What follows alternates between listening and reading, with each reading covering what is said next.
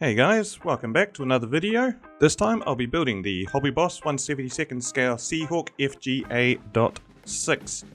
And this build is all part of my podcast current group build, the Ship Killers and Sub Hunters Naval Aircraft group build.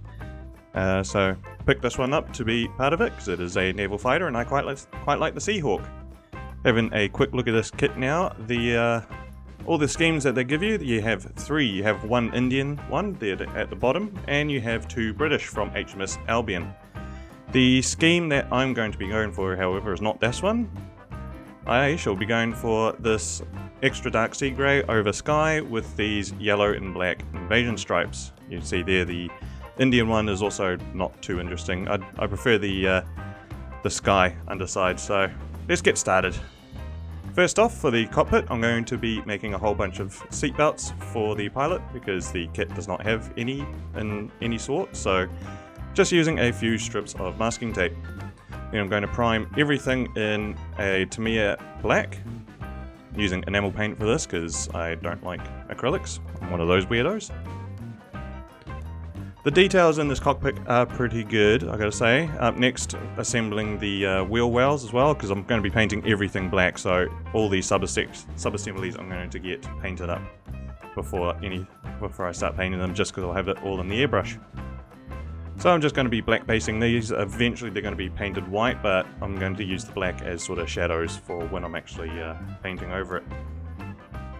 A little trial and error.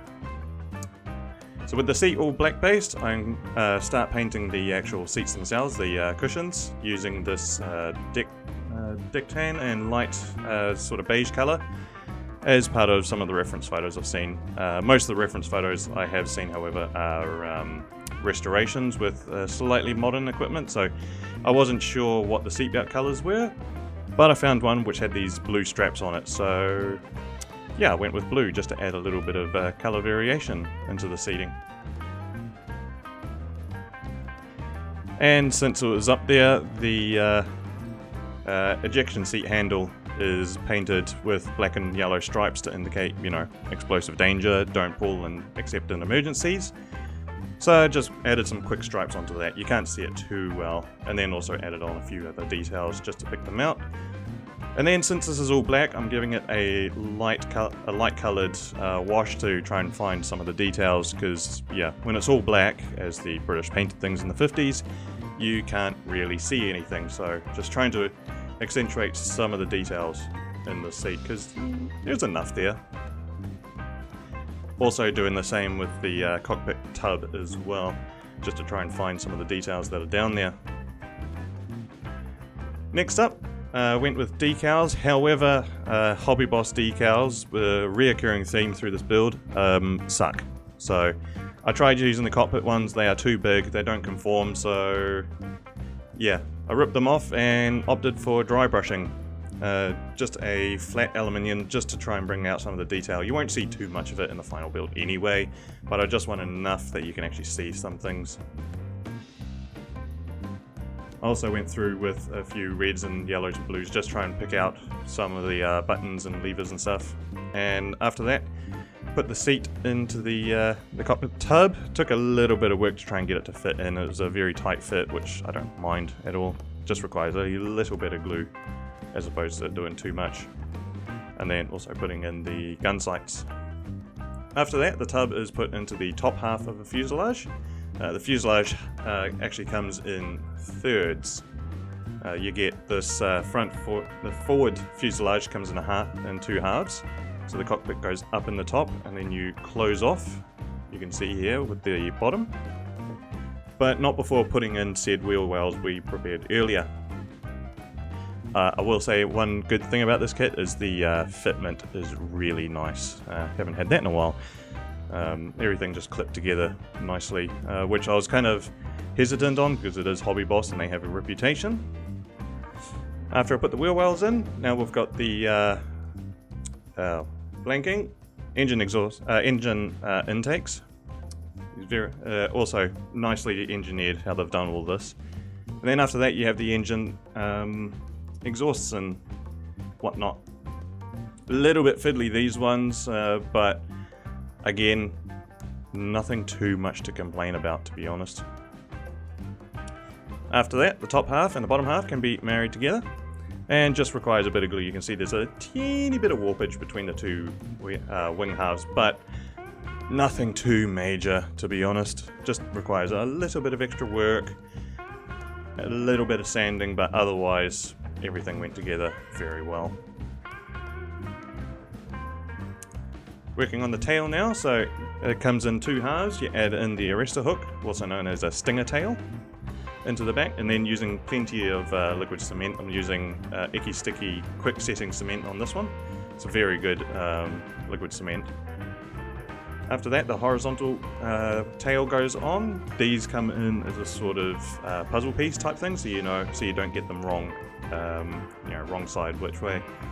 And then the tail and the forward fuselage can be glued together. Again, it's a bit of a weird way for doing it, but in the same time, I don't actually mind it too much. It didn't create too much of a seam line between them, but whatever you can see will be hidden in further steps. After that, it was time to mask up and put the canopy on, just using some white glue, PVA, because I do want it to come off just in case. I don't want it to fog up on me or anything. It's just to hold it down for pure masking, for paint work and stuff like that, so I don't mind it if it's not absolutely perfect. So using the raised landing gear flaps, use them as masks because then I could paint them at the same time, and sprayed the underside with Tamiya's Sky. Another reason I chose this scheme is I hate painting a lot of white, and yeah, the thought of painting the underside of an entire aircraft white is not appealing. So up top I chose Tamiya's dark sea grey. However, I did end up changing this later to something a bit more darker. This turned out a bit lighter than I wanted to, as you can see here. So just doing a little bit of demasking, and it is not a video and build of mine unless there are some issues with masking. Of course, we see here my straight line is now a jagged, torn up, shredded line. Yeah. One day I might sort this out. I'm a bit of a slow learner.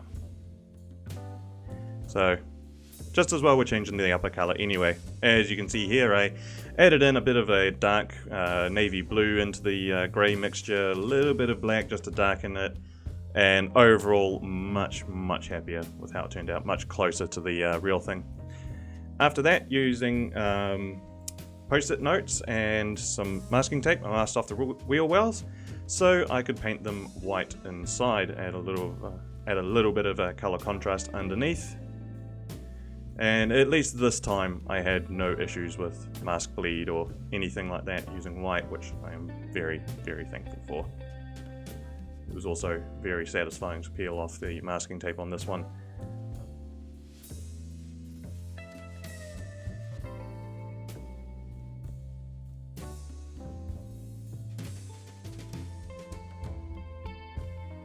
After that, a little bit prematurely, but I thought I'd be using the decals for this, so I painted the inside of the exhaust outlets and stuff like that with a dark steel color I made from dark metal and flat aluminium.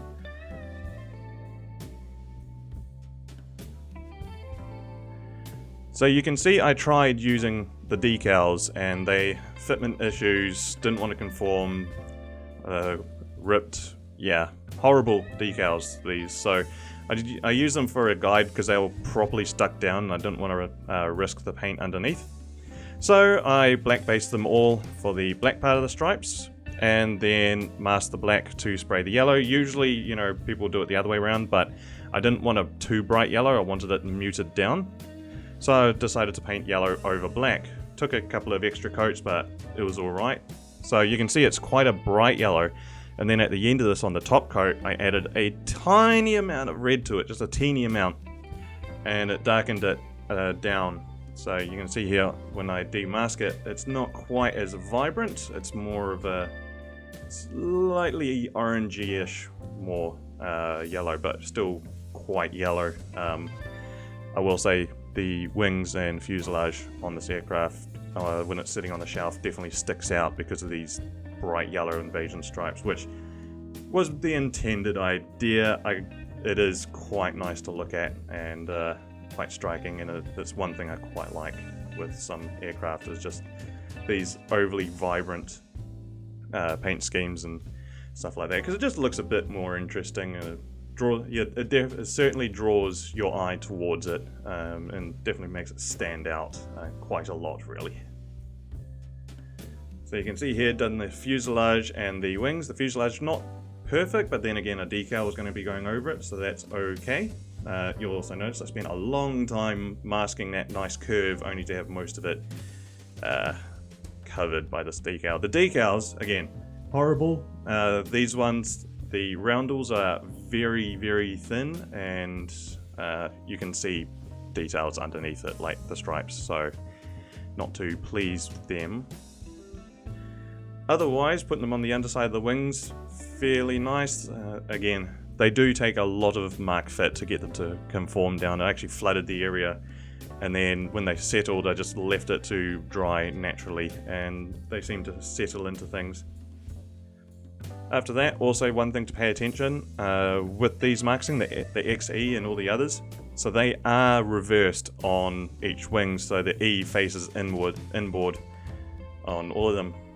After that, bit of pin wash. I'm only pin washing the underside because the top you won't actually see that well, so it's just a step that I don't need to do, but the underside definitely, because there are a lot of panel lines under here. I didn't want to make it too contrasty, so you'll notice later on it's not like standing out every panel line, but it's enough that you can see there's a definite definition between them. Much better than if it wasn't there. Next up with the landing gear, so I prefer to paint the steel on the inside first and then the tires afterwards. So using flat aluminium, I painted the landing gear hubs and the struts. And whilst I had the paint, I had quite a bit mixed up, I painted the inside of the landing gear flaps, whatever you want to call these. They're supposed to be white, but I really didn't want to, so minor change, but not that most people will notice, to be honest. And then mixing up dark grey and black to make a more dull rubber colour instead of going for straight black. Tire rubber is more of a on the dark grey scale than actually black, so you don't want it overly black. After that, start assembling all the landing gear. It was a little bit fiddly in some places trying to get these on, but at the same time, everything fit quite well. You definitely need a pair of tweezers, however, to get like these bits in, because I found it's best to put the struts in, because then you can glue them straight on and you get a nice three points of contact. And then lastly, we have the ordnance to put together. So these are the range extending fuel tanks, so they are painted in sky as well. These fuel tanks are pretty good, bit of a seam line, but otherwise all right. This game also comes with single rockets, however I didn't want to use the kit ones. They were 2-part and horrible, and I also wanted dual rack rockets, so jumped into Tinkercad and designed my own based off the kit supplied ones. You can find these on my Colts 3D page, Columbus Models. So here they are, 3D printed, and I'm just going to give them a single coat of olive drab, just like in real life. No real markings or anything on them because, well, they're fire and forget, they won't be coming back. Tried to add a little bit of weight into the nose using some pellets from an air gun that have been squished down, but it did end up as a tail dragger, I will say, which is unfortunate, but oh well. One of the last things to do, sticking on some decals onto the fuel tanks here. Fairly nice, don't know what they're there for, but it adds a little bit of detail to them. Then it's time to start sticking everything together, so minor modifications needed to the rockets to get them to fit into the holes and whatnot, but otherwise they look pretty damn good, I gotta say. A little bit of self-hype there, but I kind of deserve it on this one. Then just chucking on the drop tank here. Decided for some reason to do the drop tank last. Probably at the time I tried dry fitting them first and then trying to put rockets on it was a bit too difficult, so the drop tanks went on after. And then the last thing to do for this build is to take off the canopy masks. And then my submission for my podcasts, the Micro Machines podcast, our current group build, the Naval Aircraft group build, is complete. I'd just like to say a big shout out to one of my mates, Replicate Models, James Meller. He's just started his own YouTube channel. So if you guys, after this video, could go along and find the link in the description and go and subscribe to him. He's only put one video up, but he did an amazing job on the Airfix 148 Seahawk Jaguar. So go give him some support, and go in the comments and say that I sent you. And just one final thing to say, that I have launched a Patreon. This is because I've started doing a whole bunch of 3D design work for STL printing and stuff like that, and I figured, well, I've got an account on Colts 3D under Columbus Models, but if you want to add that extra support for $4 a month, that's $4 New Zealand, by the way, you can have access to every single file that I produce. So, yeah. Join me on Patreon if you want to show some support.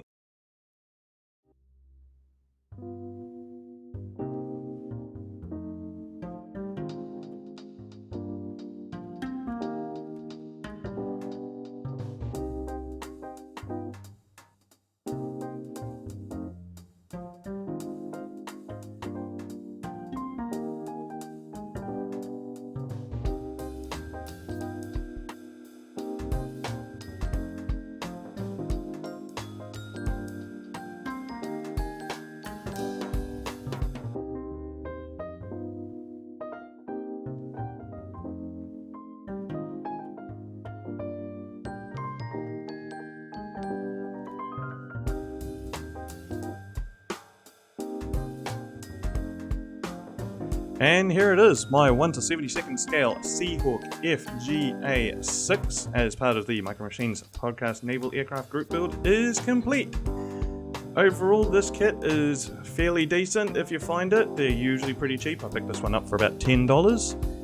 And in terms of a quick, easy build of an interesting subject, definitely worth it. The only thing I would do is swap out the decals. However, these 1950s jets look awesome. They have a lot of cool decal options, and yeah, a lot of customization. So gotta say, the rockets turned out well, and yeah, pretty happy with this. I hope you guys enjoyed the video, and I'll see you guys in the next build. Bye.